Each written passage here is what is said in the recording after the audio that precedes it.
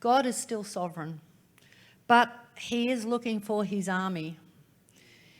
Individuals, organisations, states and countries are starting to push back.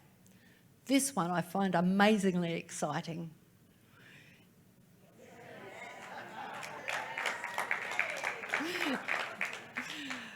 I've watched this with fascination, not knowing whether it was just a moment thing, a marketing thing, or was it a real thing, but I truly believe it's a real thing, and it makes me very excited. And he is bringing so many people that you and I could never bring into the kingdom. So we also have a lot of millennials here in Australia who think socialism is good, but we have Hong Kong millennials fighting for capitalism instead of socialism. And that's encouraging. Hopefully, if we can talk to our youth and our young people about what's happening in Hong Kong, we can get them to see what's important. Pro-life rallies around the world are gaining momentum. The US pro-life rally was bigger than the pro-choice rally. The movie Unplanned has been a great success. If you haven't seen it, it's in different places they're playing it. It's about a woman who was working in an abortion clinic and then she saw what happened and she's changed.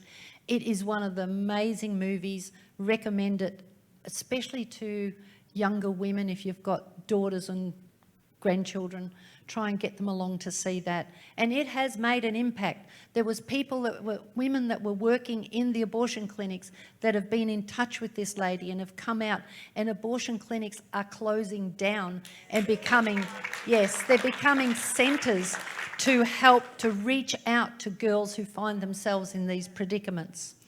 So we also have Brazil. They're axing the LGBT ideology for school children. Yes, we can do it. In Poland, they voted in a new government who is against all of these things that probably as Christians we are for. And this is an interesting video. I really recommend you to watch it if you can. This chap, Alan Savoy, his solution is more livestock, not less.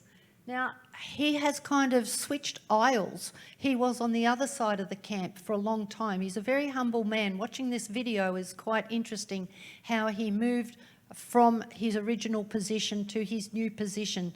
And here in Queensland, we have a lot of our farmers who are utilising this method of farming, and we need to encourage that as well. So we can raise our voices, and we must raise our voices. One person can make a difference, but three can make a bigger difference, 300 and 3,000. We have council elections coming up in March and then state elections in October. And I have a whole list of things to do that you might be interested in doing that can help you going forward.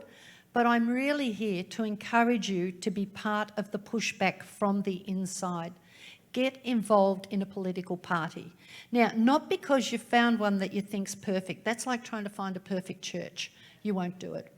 But because you want to help move the party to where your beliefs lie. Now, remember that Australia is really a two-party country. You know, Donald Trump waited 8 years to become to run as a Republican because he understood that's where the power was. And I want to tell you that your vote counts at the ballot box, and it's worth 1 in about 100,000. But if you get involved in a party, your vote can be worth 1 in 30 or 1 in 40. So get the right people into the positions of power. That's what we need to do. If we don't fight now at the ballot box, we could end up like Hong Kong or Paris and fighting on the streets. So the Conservatives have been infiltrated by the globalists. There's no perfect party, but we need to start changing that. We need to get in there and make a change and be bold and speak out and raise your voices.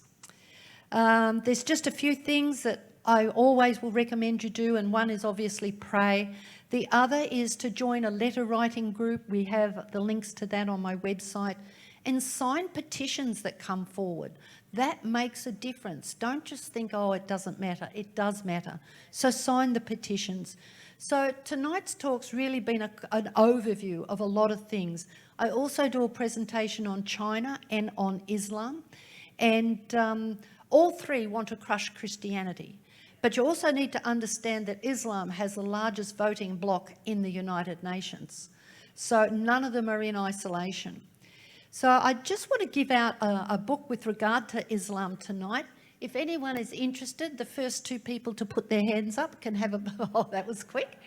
And I'd just like to say that these have been donated by Right On. That's another organisation to get online and sign up. This is actually, I actually think on Monday we're going to have in Australia, I think our farmers are doing an envoy. And this is actually in Holland. What's happening in Australia is not just in Australia, it's all around the world. It's the United Nations.